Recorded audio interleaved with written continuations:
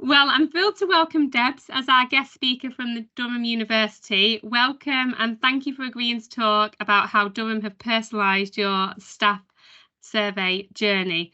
Let's do some introductions. So firstly, I'm Jane Tidswell and I'm the HE sector lead here at People Insight. So I've been working with the sector now for well over 15 years on staff listening activities. I'll pass over to Debs if that's okay. Of course, Jane. Good morning, everybody. I'm Deborah Beale, Organisation Development Business Partner at Durham University. Thanks, Debs. So just in terms of the agenda for today, we do have the opportunities for some Q&As, but I'll just run through the agenda. So I'm going to do a really brief introduction and welcome to People Insight. Debs is then going to talk about the power of personalising your staff survey. And we've decided this time we've got a little bit of extra time for Q&As because we know how important it is for people. Hello, different people saying hello, thank you. And then I'll do a wrap up at the end and we'll close ahead of 1 o'clock, hopefully. So you might be munching your dinner or you might be going for dinner at 1 o'clock, but we'll make sure that we do finish promptly on time. If you do have any questions or thoughts during the session, do pop them in the chat. Really important to hear from you as well. So to get started, for those of you who don't know People Insight, well, we believe in making the HE sector a great place to work, believe in making sure action happens, challenging, sharing best practices, and also looking at possibilities as well. So our products and services are intuitive, user-friendly, and it's all about them being designed to support you to get the most out of your listening activities. Our mission is to be the most actionable employee experience platform powered by people. So we've got our platform. Some of you use our platform day in, day out, that you can scale up or down. It's intuitive. There's insights and action in there. We've got amazing people working here, experts within the HE field to help support and flex, design, present to senior teams, support with capability building. So amazing people and very much focused on action. So making sure things are happening as a result of the survey, not just at the overall level, but also locally as well. We're a trusted and experienced partner working with the HE sector. Here at People Insight, we work now with over 65 HEIs on their staff listening programme. Some are running managed surveys, some have our self-managed option, and others are using a hybrid approach. So regardless of the approach, each university is on their own unique staff listening journey, and we're really proud to be able to work in partnership, providing a tailored approach for now, but also looking into the future too and future needs.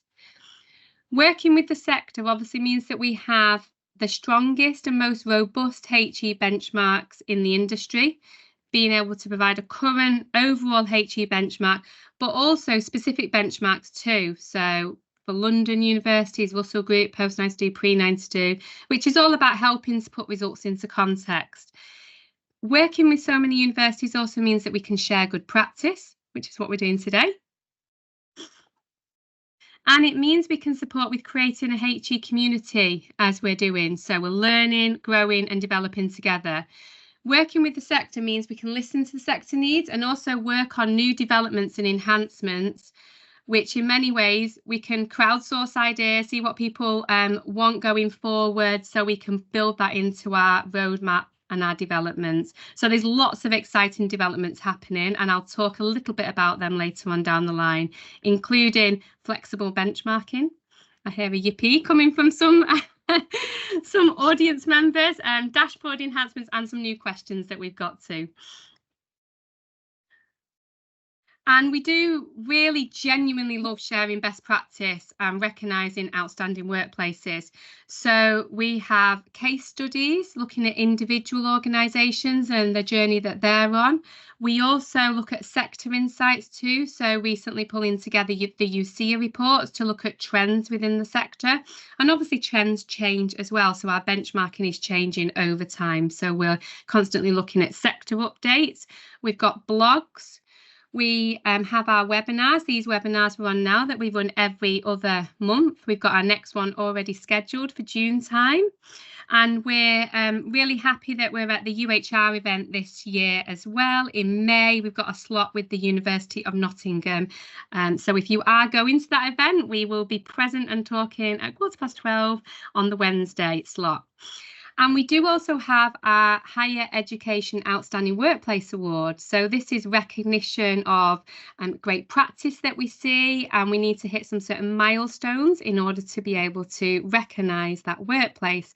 And I'm really delighted to be able to say that a very recent university has won this award.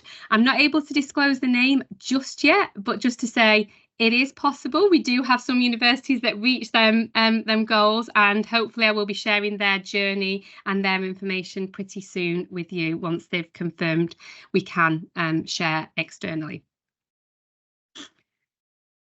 So I'm going to move on quickly to Debs and to talk through the Durham University staff survey and your journey, Deb. So I'll hand over to you. I'll control if that's okay. Just let me know. Great, thanks, Jane, and thanks very much for the invitation, really, to share the Durham University journey, if you like, with regards to staff surveying. I'll try and go through the slides, the pre-prepared slides, as quickly as possible, because as Jane said, we've got quite a few questions that have come in, and having been an audience member on these sessions before, I often find that that's the most useful bit. So hopefully you'll find what I'm going to present as well as useful, but we'll try and get through that as quickly as we can. In terms of content, if you can just pop us on to the next slide, Jane. Essentially what I'm thinking of going through for you here is talking to you about the Making a Difference at Durham approach, which includes essentially all of our information and our approach in relation to employee voice and employee engagement. Part of that obviously is staff surveying and the approach that we have in relation to pre-survey, survey when it's live, post-survey, and we'll talk about that in a little bit more detail when we get to it. But equally, the biggest thing, communication, communication, communication. My word, have we heard that one before? But equally, we'll talk about the communication framework that I've pulled together. We'll talk about the communication plan that we've used as part of our approach, and indeed the timetable that we've got. And equally, I'll share some of those outputs that we've been able to achieve. So that's great. Jane, if you can move it on. So in terms of the Durham University approach, this has been changed slightly by People Insight, so it's slightly different to our graphic that we use, but we do have a graphic in terms of how we like to think about the Making a Difference at Durham approach. And what we mean by this is making a difference includes all of our employee voice, our employee engagement. So about engagement, that's about our all staff engagement survey. It's about the ambition to do employee experience surveys. We're not quite there yet, but it's within the plan. And also, again, sort of themed pulse surveys, which again, we've undertaken in the past. So again, it's bringing those to the fore. Equally, it's about collaborating with our staff, and we have an annual event that is called Making a Difference at Durham event, where we undertake learning conversations, we share good practice that's happening across the institution, and really kind of come together with colleagues, really to really truly live that engagement piece, if you like, across the university. And especially since COVID, a lot more people working hybridly, that event's become really popular because it creates a really good opportunity for people to come together. We also have an Inspire and Engage month, which is a month long of different activities that are taking place. And this has been everything to visits to our Oriental Museum, as an example, to cocktails and mocktails sessions that have been taking place across the university, but also about different sessions that have included things about change management or project management, etc., inclusive practice that has been taking place. Equally, all of this is supported by local learning conversations that are taking place post surveys in many instances, and this is where the ACT really comes into its own. So it's about connecting with the university activity that's already taking place that is key to the feedback to that, and I will talk a little bit more about that when we get on to how we selected our questions, but also locally agreeing at least one activity, but no more than 3 activities to take forward. And that's a key aspect, because we don't want to try and, boil the ocean or take on too much. It's about being really selective and picking what you're going to do and doing that really well. So also, Off the back of that, once we've decided what action is going to be taking place both institutionally and at a local level, we then share this through our We Make a Difference blog and vlog series. And again, I'll talk about that in a little bit more detail when we get through to it. You can pop us on, Jane, that would be great. So I talked about staff surveying. Obviously, I said that was our journey. We've got our little roadmap here that we went on in terms of firstly contracting with People Insights. We did use a different survey provider before. We had some key aspects that we wanted to make sure that working with People Insights, we could make sure that we're kind of picking up the stitch in relation to those. And for us, that was about benchmarking, and that was about language and being able to really tailor the approach dependent upon the audience that we were working with. So within Durham University, yes, we have the standard sort of academic and professional services split that common across the sector occurs, but we're also, according to Jane, quite unique in the fact that we also have 17 unique colleges where our students live, and their wider student experience division, their wider student experience is taken on board. And so from that perspective, we kind of got three major audiences that we need to think about the language and how we engage with those. Obviously, we went through the procurement process, as you can see, as we're going through sort of steps 5, 6, 7 there in terms of awarding the contract. But just taking you back there to stage 2 within our process, it was really important that we kept our University Executive Committee involved in this all the way from the beginning. So one, we'd undertaken soft sourcing, putting forward our recommendations, going through a pilot like we did with People Insights, awarding the contract, signing off those questions that we were going to use with the University Executive Committee, and again keeping them involved all of the way through the process has been really integral for us and really important as part of that process. Again, if you can move us on, Jane. So once we know what our survey is, once we know how we're going to go about that process and how we've selected those particular questions itself, the key aspect, as I said before, has been about communicating that. And this slide is super busy, so I'm not even going to try and pretend that you can read the information on here. Over the next 2 or 3 slides, I've just broken this down into a little bit more detail. But when we were starting to think about our survey and pulling those questions together, really key to all of that, it was thinking about how we were going to communicate that in those timeframes. So prior to the survey, whilst it was live, and then sort of post-survey, 6 weeks, and then 6 weeks plus. If you just pop us on to the next slide, Jane. Essentially, I think you've skipped out a couple of slides. You kept it all on that big slide, but that's okay. If you go back to the big slide, I can talk through it on there for you. It's a little bit small on there, but hopefully people can see it. Essentially at the top there, you've got our overall objective. So this is really setting out from our employee engagement perspective what we wanted our objective to be. So that will include all of the different activities that we undertake. Next, we move on to think about some of the key communication aims and objectives. So if we are going to be communicating this, what are we trying to achieve out of that, and then setting it out really clearly. Then overarching messages. Now, these are going to be dependent upon each particular aspect that we're working on. So whether it be the Making a Difference at events, whether it be a survey, whatever, thinking about what is it that we're actually trying to say in these core messages. Then underneath there, you can see we start to consider our audiences. And yes, we've got an audience in terms of our Vice-Chancellor, our University Executive Committee, our staff survey working groups, but also we're thinking about our heads of colleges, our heads of departments, our staff survey coordinators. Then yes, all of our Durham University staff, which we'll need to break down again through our colleges, through our different professional service teams and within our 4 faculties, but also external stakeholders. And obviously a session like this and working directly with People Insights is really important to keep those conversations going, ensuring everybody knows what's going on in terms of that, and equally allocating who is the owner of that particular relationship and how are we going to make sure that it continues to go forward. Taking that on to the next stage, if you just pop us onto the next slide, Jane, this is really key in terms of coordinating that with those internal and external stakeholders that we've talked about there, but also thinking about the process that we're going to go through in terms of communicating that and really tailoring it depending upon the audience that we were talking to. And we do that by pulling together, yes, a comms plan, and I'm sure that's not new information for many colleagues on the team, on the Teams call today. You'll have done comms plans, I'm sure, for different projects, but we then took that a stage further and really broke it down to each particular aspect and each communication message that we were going to be sending out and pulled together that in a timetable. And again, yes, you'll see we've got our own little branding in the bottom right hand corner of this screen. You can see the lovely little coloured heads with the speech bubbles and thought bubbles. And again, that's followed through on all of our communications, whether that be on our emails, our SharePoint pages. All of that information, again, helps people to identify what it is that we're talking about at that time. Could just pop us on, Jane, to the next slide. Now, I talked about all those channels that we use. Again, probably across a university sector, these will be quite similar, but we have our SharePoint page, our comms and engagement team. Internal comms have a hub page that's included there. Of course, we have our own each team sites and SharePoint sites across there. So we have our HROD, which is where I sit within. We have our site, but we also have a separate staff survey SharePoint page. And I know Jane's keen for me to show that a little bit later on. So if we get time, I will go through that for you. But equally minded that we have a weekly dialogue signpost message that goes out. We have daily dialogues that we can book in for those communications to take place.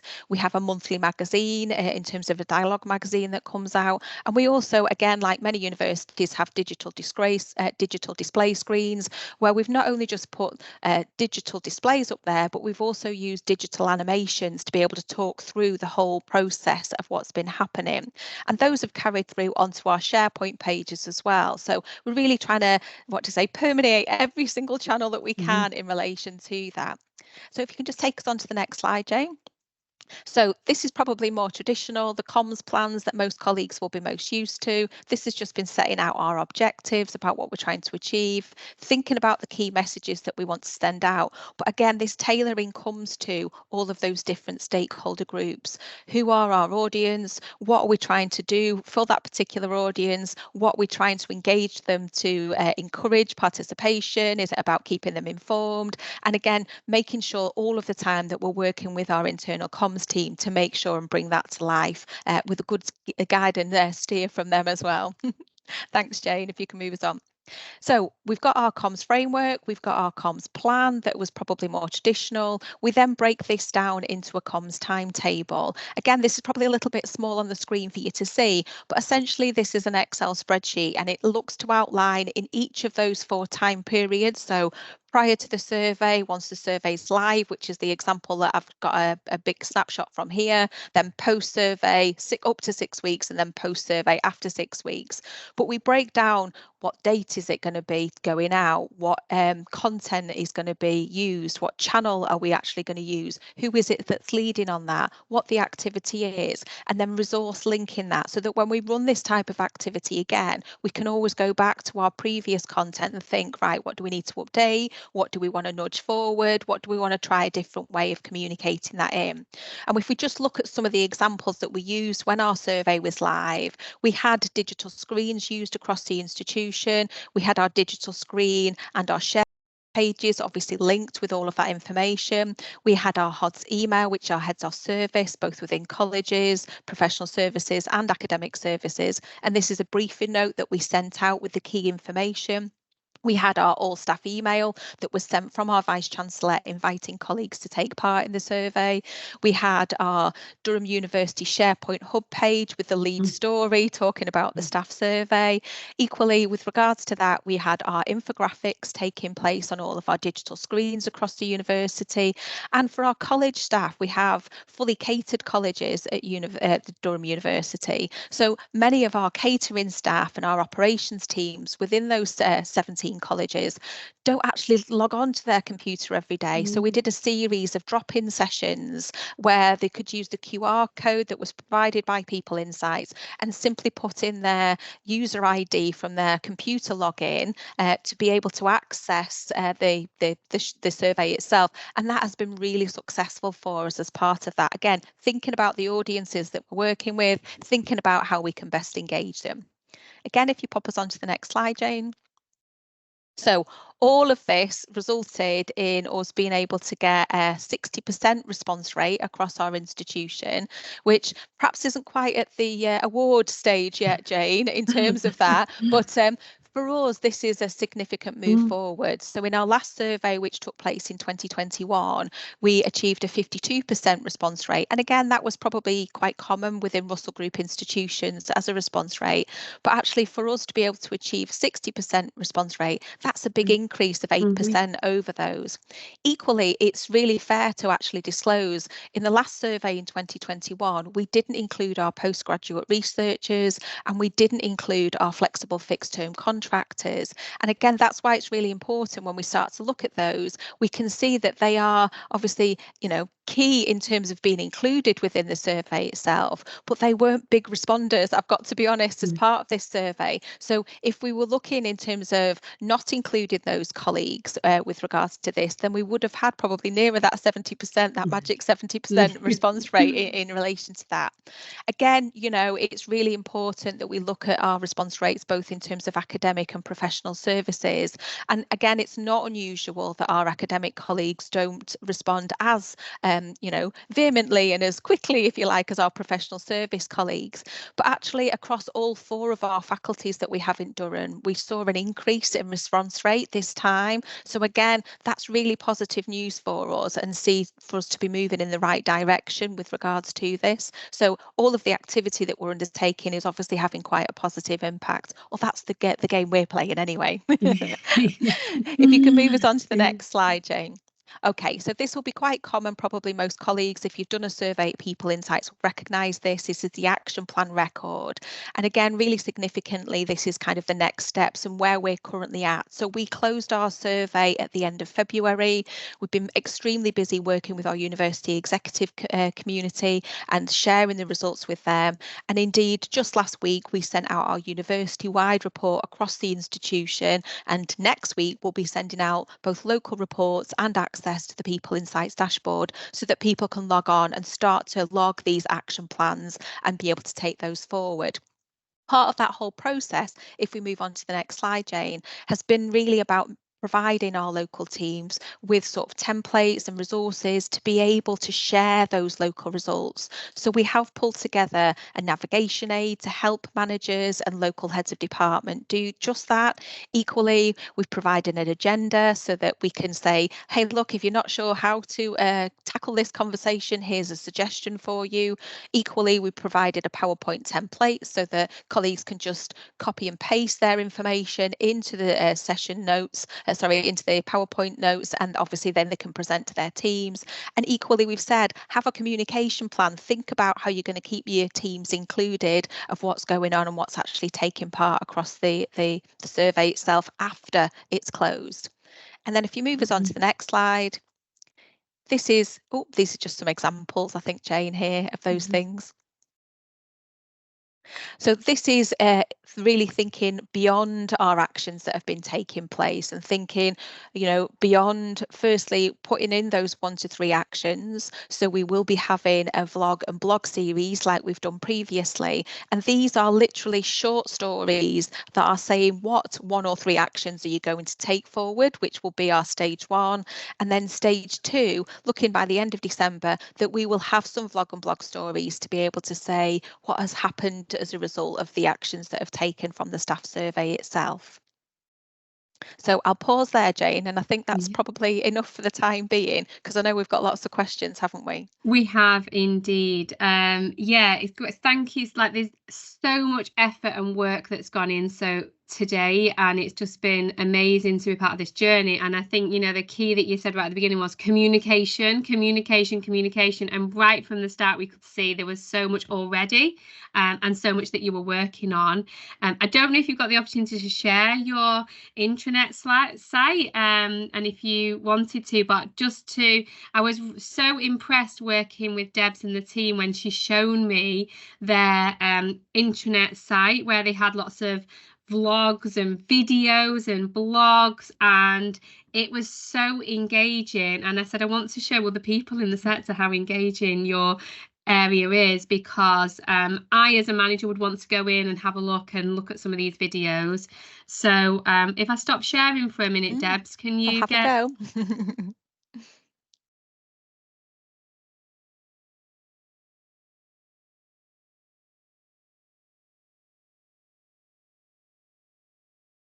So I'm hoping that you can now see that. It's coming up, I think. Yep, it's coming up. Yep. So these are our internal SharePoint pages. And again, you can see that identity there straight from the very top, looking at those coloured heads and speech bubbles. Obviously, our staff survey pages, our staff survey is now closed.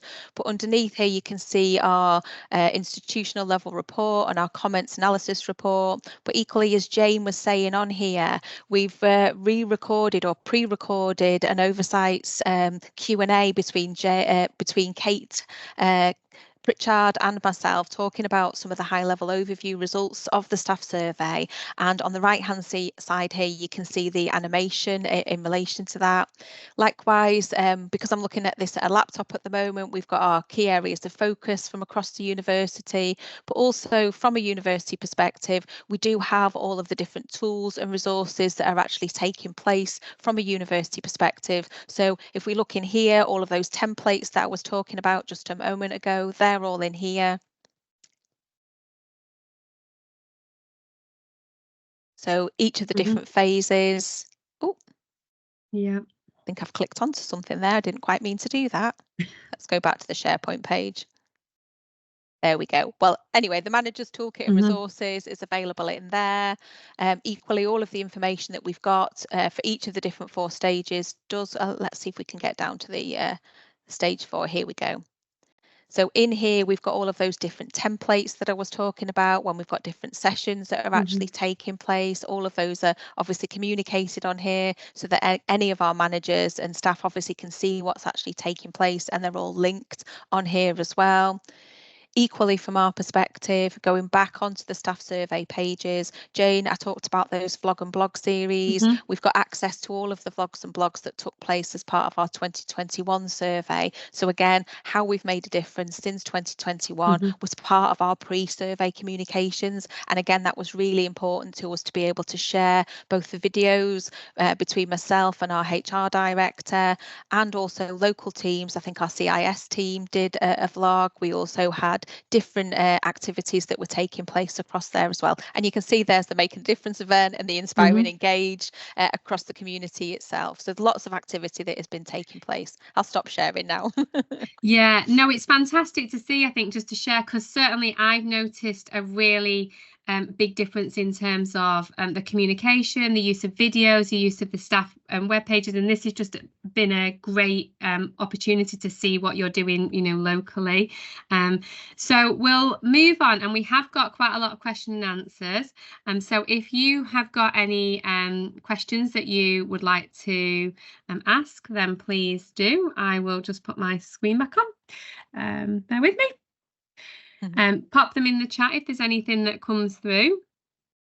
But we have got some questions that have come through already. Thank you so much for taking the time to put some questions in. So we are going to now have sort of 10 to 15 minutes just to go through some question and answers. But what we thought might be quite useful is if you did have any thoughts on these questions as we go through, it would be great if you could pop them in the chat. You'll see that I've labelled each of the questions with a letter just to help. And yeah, just to get your perspective. We were thinking we'll collate everything at the end and we'll put together some sort of content or blog in terms of what's coming through. So the first question is around the approach that Durham's taken to integrate staff surveys with organisational objectives and what are the key learnings.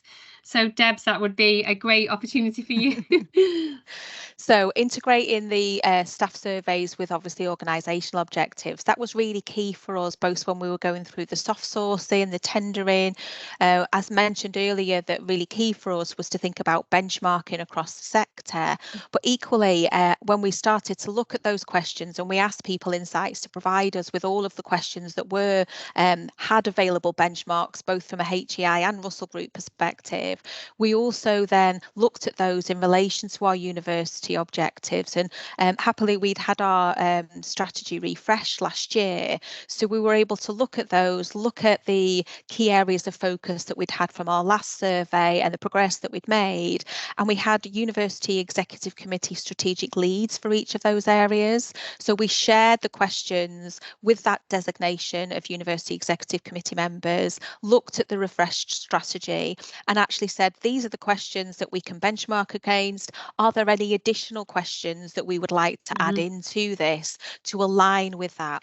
Equally, I did a piece of work aligning all of those benchmarkable questions under each of our different strategic lead areas. And so that was really important for us to be able to make sure that the staff survey, yes, we know employee engagement is important, but equally we could start to tie it back to what the university was trying to achieve overall. So key learnings, yes, we must continue to do that, I would guess, in relation to that, to make sure that there is that connectivity right from the outset, but also then post-survey to make sure that we encourage local discussions to link back to their local objectives and strategic plans that are coming forward again, and equally cross-reference into things like our institutional Athena Swan, our race equality charter, and all of those action plans that exist across the institution to make sure that we're not, creating a cottage industry in action plans and surveying, that there is that connectivity I think is really important.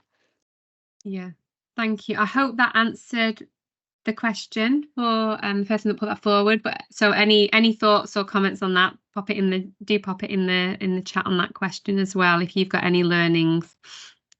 The next one is just around, Debs, how you continue to tell the story of impact. I think this is a really important element as we're looking at, continuing the momentum. So how you tell the story of the impact of the feedback throughout the year. And you have touched on this a little bit in terms of the ongoing comms. We have, and this is like an ongoing story, isn't it, in terms of it never ends from that perspective. And I've spoken about the kind of making a difference approach, the full approach that we have here at Durham with the event that takes place. It's really great opportunity that we've been able to take our key areas of focus and bring them forward into learning conversations that have taken place. And what I mean by a learning conversation is that we form panels of university executive committee members, we allocate each of the key areas of focus, and we provide an opportunity for University Executive Committee through those panels for staff to come along and ask any questions they like in relation to those particular areas, so we can keep discussing progress that is taking place. Now that event takes place in September, so for us the survey taking place in February, we've got our key objectives that we'll be setting out and how we're going to address those by the end of this academic year. And so for September, it will then be a case of, right, where are we at with this? How are things going? Really gearing ourselves up for the next academic year in terms of how this is going to continue to play out. But also in relation to that impact and the feedback throughout, we have that vlog and blog series. So not just talking about the actions that we're going to take, but also then communicating what has happened as a result of those actions through short and snappy stories. And we've had some really great feedback to say, both from our university, colleagues across the institution, but also from people like our trade unions, from our Senate, from our council, saying that those stories are just enough information. They're not trying to overload people because they are literally one pages in terms of the blogs, and they are short, snappy, no more than 5 minutes vlogs that are actually taking place just to give an update. That's great. If anyone else has got any thoughts on sharing impact of the feedback and how you're keeping the momentum going, then yeah, let us know. That'd be great. This is a really interesting question, Debs, and I get asked this a lot. And I think Connie's asked this as well. Just in terms of, sorry, it was Sarah. Just in terms of how much resource time, people should we spend? Is it just you within the OD team, or is there a team of people beavering away and working on your staff listening activities? So I lead on the staff survey, and I don't have a dedicated team as such that sits underneath me, but because I'm part of the OD team, we have obviously administrators that support as part of that. I've had an intern that's been working with me, and she was excellent in relation to supporting this particular project. Equally, we have a full network of staff survey coordinators across the institution, and we have a staff survey working group that really gives us, an ear to the ground in terms of prior to, as we're going through the process. But in terms of resource, I think it really, especially in the current climate that we are in within university sector, I think it really is dependent upon being clear about what you're trying to achieve in those objectives, and what can you allocate in terms of resource to be able to achieve those, and really cutting your cloth accordingly in terms of relation to being able to achieve those. Things always come in left field when you're doing this type of work, things that you weren't expecting at the beginning of it, and they say projects grow arms and legs, don't they, as you're going through them. Well, I think often it ends up like a spider with more legs than you know what to do with. So I'm not going to lie and say that it's not challenging, this particular work, but yes, I work on the making a difference whole approach full time. And again, that keeps me very busy, but equally I work, and up until recently, I've also been a business partner for one of our 4 faculties, but my role is currently changing, and I'll be moving into our EDI team, and supporting, again, looking forward to the future of how we can potentially look to use the surveying platform that People Insights provide for things like our race equality charter, our institutional Athena Swan. How is that going to be possible? Does that answer the question? Sorry, it sounded a bit like an MP's version. It depends, doesn't it, kind of thing, on what's happening. Yeah, I think that's it. And I think it's, as you say, it depends on the plan and how much people, what we're looking to achieve, what the outcome is. And I think just from the sheer amount of work that you've shown us, as you said, it's that there's a team behind you who you're pulling in as well at certain times, like the comms team, for example, the senior team at different points. Absolutely. Okay, and if there's any thoughts on resource from your side, how you lead the survey from your side, time, effort, etc., then yeah, it'd be great to share with other people as well. It does come up quite a lot. We've got another question just about tips. So tips you can give about the right frequency of running an engagement survey. So from our point of view, in terms of People Insight, we always say to make sure the frequency is at the right cadence for the organisation. So we need to make sure, and especially in the university sector, that we're going to have that impact in terms of actions. So you will find that in the private sector, they might be really agile and moving really quickly in terms of action planning. Whereas in the university sector, obviously, it's a cascade afterwards. Typically, we're cascading to the overall actions. We're looking at what they're going to be. We're communicating out, and then we're going locally. And there's a lot going on locally. So we need to make sure the timing is right and there's enough time in order to do the action planning so that staff are involved in them conversations to come up with the action so we can see the difference. So it really does vary, I would say, in terms of the frequency that we see. Some universities do their full engagement survey every year, some do it every other year. It really depends in terms of the organisation. So Debs, from your point of view, in terms of the frequency, any tips you can give? Yeah, so we did our last full survey in 2021, so that's 3 years in between surveys, but we have done pulse surveys in between times. And again, probably like many other institutions, the engagement survey is not the only survey that takes place across the institution. And so we're really minded of things like survey fatigue, not over surveying our colleagues.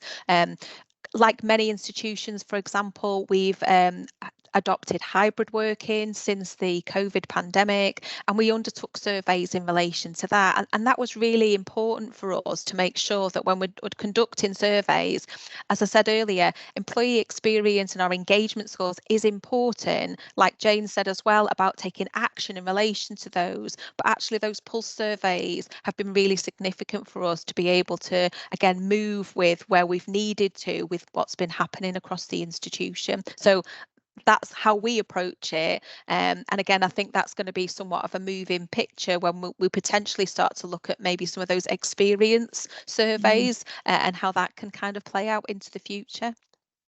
Yeah. Yeah, thanks, Debs, for that one. Another really interesting question that we get quite a lot is around how do academics approach staff surveys, and do they question the questions or how things are phrased? So, Debs, I'm going to just ask you. So academics, we know that they are potentially a challenging audience. To try and engage with this particular activity, and there's no point us trying to pretend that that's not the case. They are, and quite often, certainly getting under the skin of that and having conversation with some of our, we have deputy executive deans for people and culture within our 4 faculties.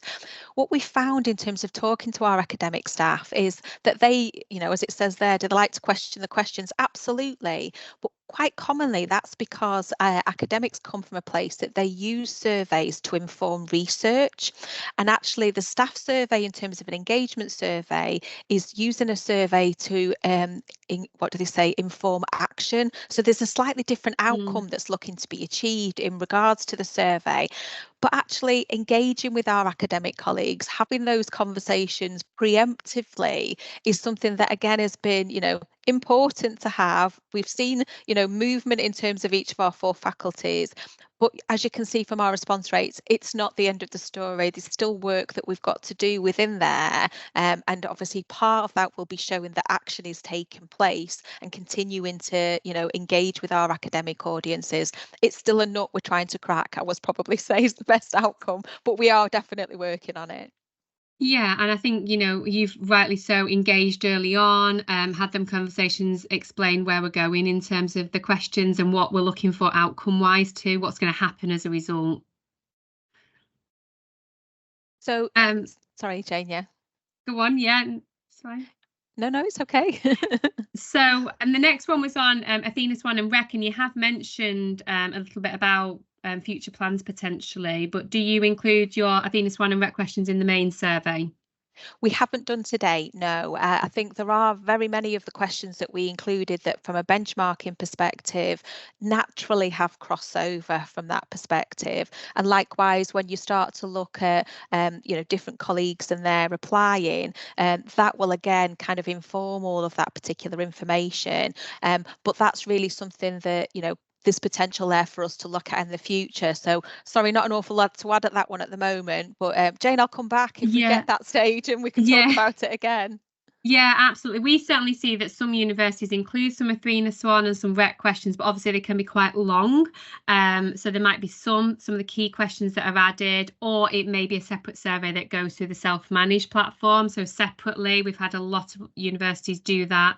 And then obviously we're growing the benchmark on both as well and putting the Rec questions through for students as well as for staff to look at that comparison. So it is certainly considered, I would say, across the sector. One that came through was about how do we create a fit for purpose employee listening strategy, and I think that's a really important question. As we look more and more, we're seeing more universities looking at the strategic picture of where do we want to be with our listening in 3-5 years time. What does that look like? And that's looking at a number of things. So the outcome, what points in the employee experience do we want to measure? Do we have an issue with attraction, retention, certain elements of the employee experience? Do we want to focus on a certain area? Do we want to get to a point where we're joining up all of the data from the different areas so we can look at any potential issues and things that we need to focus on? And in terms of the data points, well, they can be surveys, obviously, but there's also other learning conversations, listening conversations that are happening, qualitative workshops through listening that we can pull in through the platform as well. So I'd say certainly in terms of creating a fit for purpose employee listening strategy, we've worked with quite a few universities to just look at that longer term plan and to not do everything all at once, to have it over time. So there is a plan with the right technology to be able to use that and implement it across the university, but to take people on that journey too. So there's a huge amount of work we can see that's going on with employee listening strategy at the moment across and implementing that. I don't know if anyone else has got anything to add on employee listening strategies that you're seeing, but if you have, then yeah, pop it in the chat, or Debs, I don't know if you've got anything from your side. I think, like you say, Jane, obviously it's really about being clear about what you're trying to achieve, and we've got our Making a Difference approach that obviously includes staff surveying as part of that, that collaboration and that action to continue that kind of conversation as an ongoing basis. So, you know, talking about data points, talking about methods to use, I think it's all of the things that I've been sharing really as part of that. Yeah, yeah. And anything you can share in relation to tailoring the survey questions? And you did touch on this, I think, a little. Yeah, so I said as part of our structure at Durham, we have kind of the traditional sort of academic, professional services, but colleges. And just one simple example of this is if you were to speak to perhaps an academic member of staff, there's sometimes a little bit of challenge as to who their line manager is, for want of a better way of describing it. For us, that is their head of department. And so if you were to ask a question around, does your line manager do X or Y, as it were, they wouldn't necessarily recognise that language. So, you know, like I said right at the very beginning, for us, when we were talking about surveying, it was about benchmarking and about language, as it were. So thinking about that from our academic colleagues, then if we think about our professional service colleagues, they do have line managers, they do have section heads, as how that's described. But then if you talk about our college network, they have principals within each of the colleges or vice principals. So again, the language is really key there when we're asking questions to be able to understand that.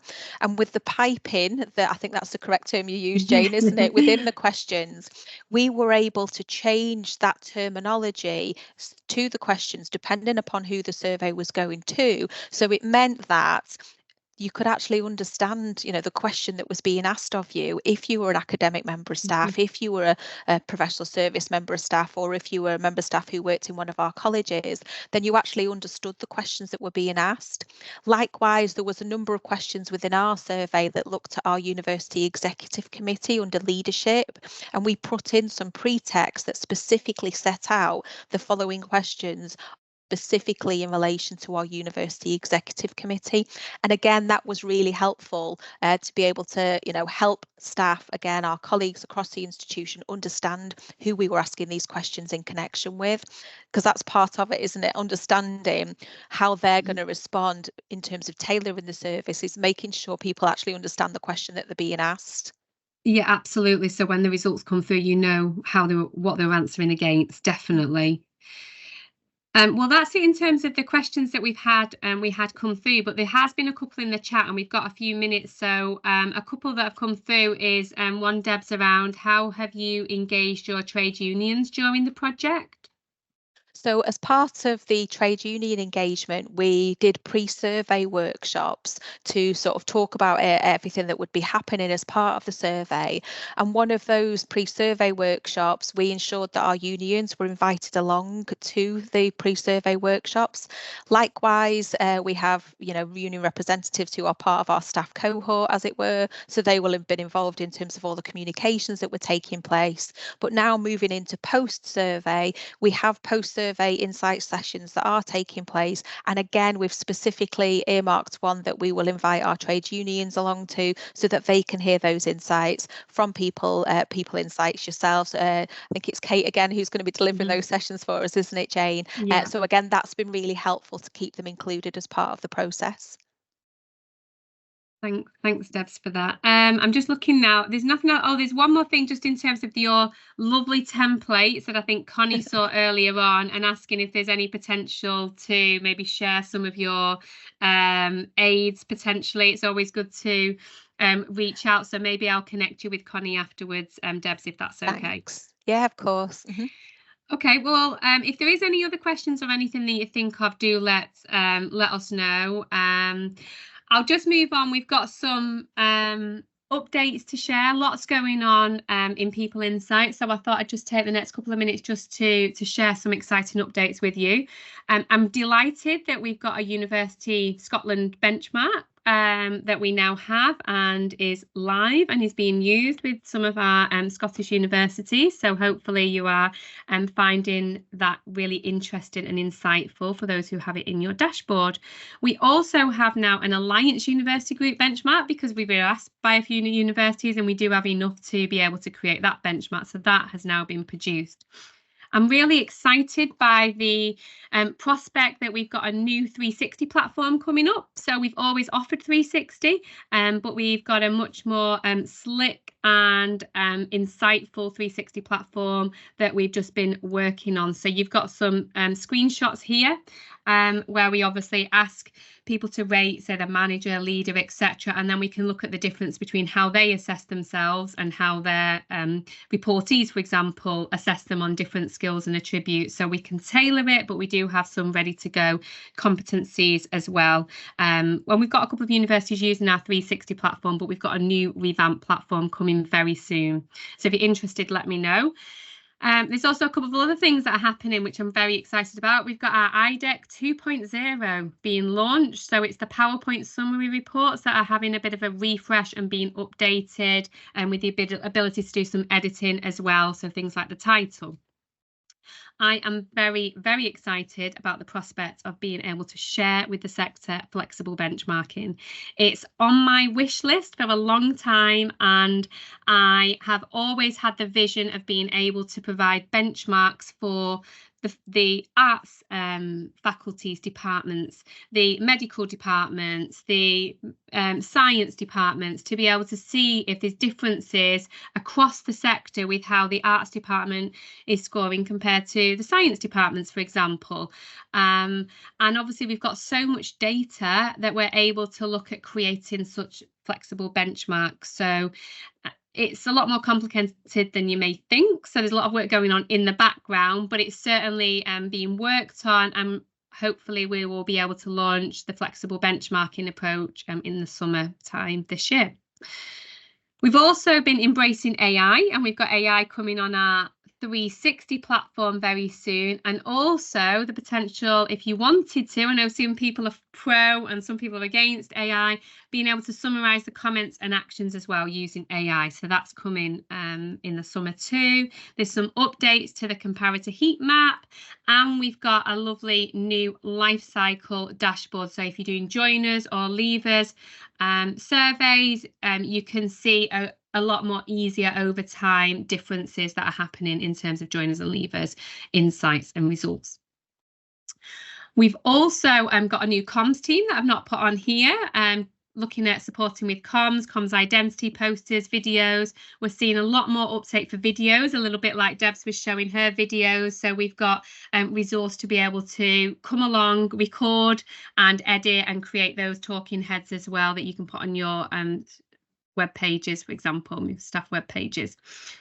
And I'm really excited to share our cross-survey dashboard overview that's coming very soon, a little bit later in the summer. It should be autumn time, but basically it's the opportunity to be able to look at your different surveys in one dashboard. So this might be your engagement survey, this might be your joiners, your leavers, a pulse survey, and you can add different widgets so you can see different scores over time. Might be a line graph that you want to see, so you can set up what this dashboard looks like. We've just got an example with like a prototype with different focal point, but this can be set up for overall but also for local areas too, so they can see at a glance, as long as they've got permission to see that dashboard, their results for their area at a glance, what their joiners, leavers, pulse, engagement survey is, to then feed into, say, the actions, so very quickly rather than going into each dashboard. So I'm really excited we've got that coming too.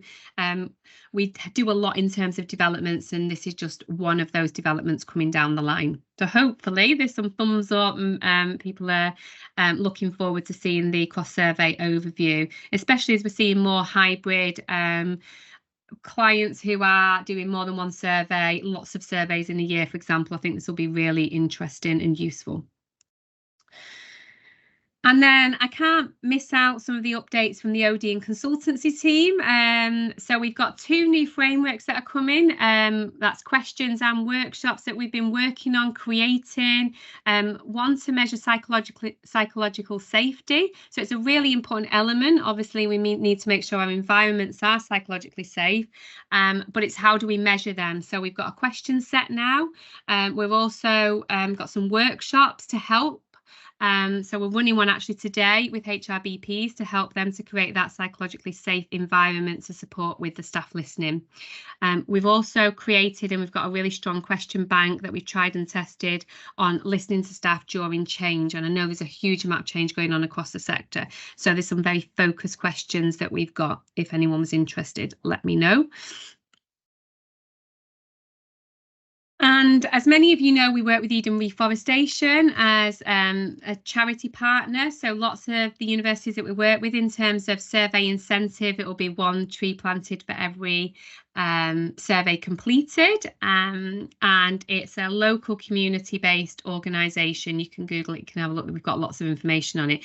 But for your presence today on the session, we will plant 1 tree. For everyone joining, so thank you very much. Your time today has led to a tree being planted, and also to Debs, just to say a massive thank you for agreeing to talk and to share your experiences with your staff survey and staff listening. So we're planting 100 trees as a result of you talking today, so thank you very much. It's with you, the sector, being able to talk and being so open and such a sharing community that we're able to run these sessions. So a massive thank you for coming on and preparing and talking through your journey so far. Thank you, Debs.